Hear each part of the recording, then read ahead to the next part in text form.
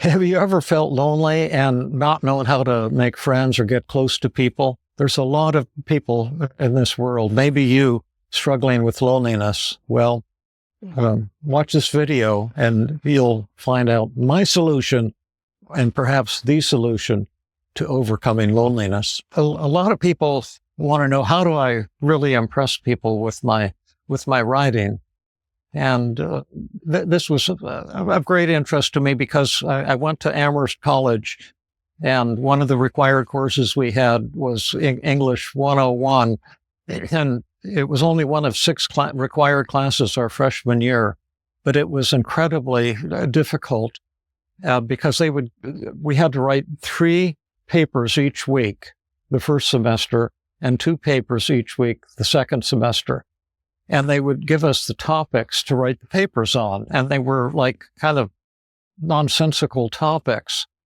Like one of them was, when you go to the library and you reach for a book, where are you? And then you'd have to write a paper on that. And then what happened is we all tried really hard to write good papers. And then they would come back covered with insulting comments in red ink. And the comments were, your voice in your writing is who you are, and your voice totally sucks. It's totally phony. It's horrible.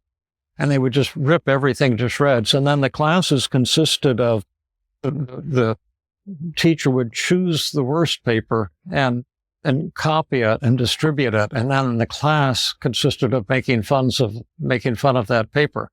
Now, I make it sound like a horrible thing. It was actually a great experience because as students, we were kind of fake and trying to impress people, and that very effort caused us to do poorly, and they were just relentless in not letting us get away with that. And so I did learn a lot, but it was very painful. At the same time, as a college freshman, I was curious and whatever, so I decided to keep a personal journal and just write whatever came to mind.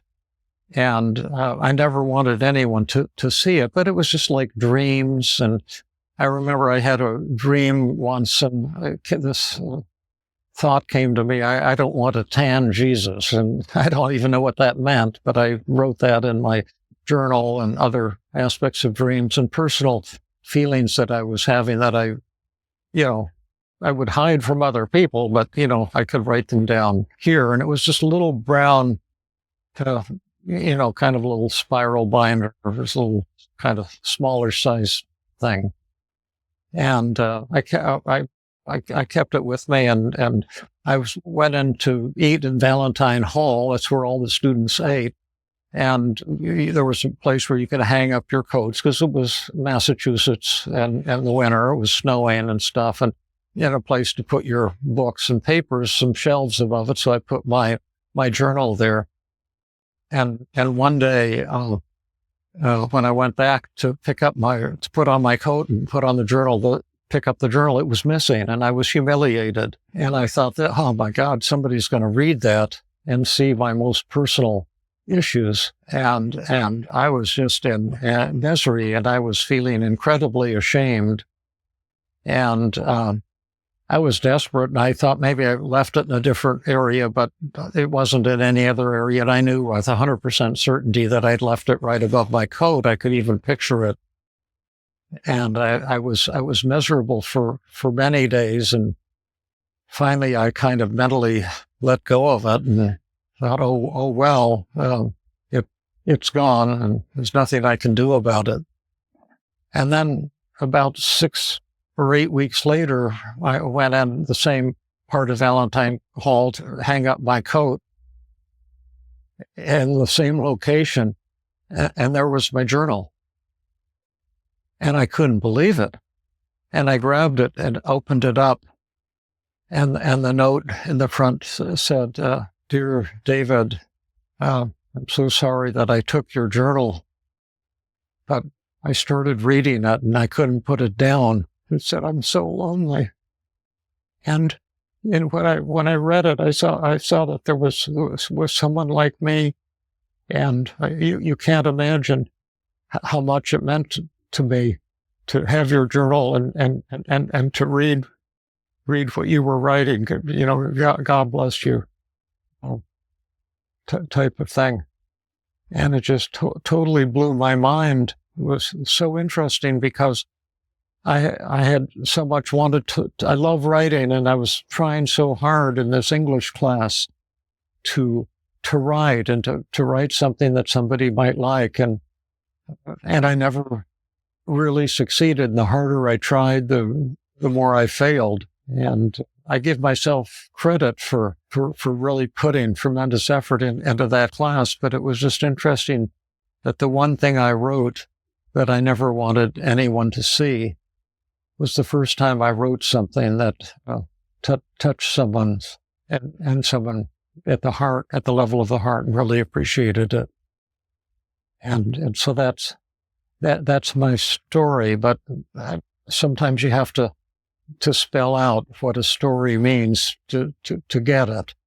And this one should be pretty obvious, but there's a lot of loneliness in the world, and maybe you feel lonely at times and feel like you're not pretty enough or handsome enough or athletic enough or smart enough to be one of the popular kids or even a popular adult. You feel like there's nothing special about you. And sometimes getting close to people doesn't involve trying to impress them with how special and wonderful you are. And sometimes when you try to do that, some people might admire you and chase after you, but others might find that kind of irritating and annoying.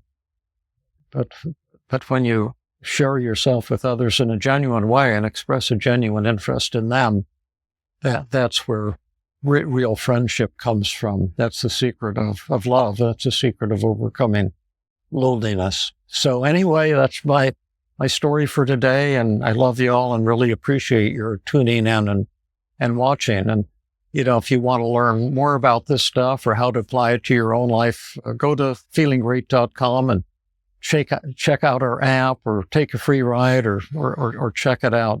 Because there's, or go to my website, feelinggood.com, which is tons of free resources for you. And if you want our app and can't afford it, just let us know. We'll give it to you for free. No problem whatsoever. So anyway, thank you. I love you all. And I'm so grateful to have this chance to talk to you. A couple videos every week. It means a lot to me. And keep making comments and letting me know what you like and what you don't like. And I try to respond to all of the comments if I can. Okay, bye-bye for now.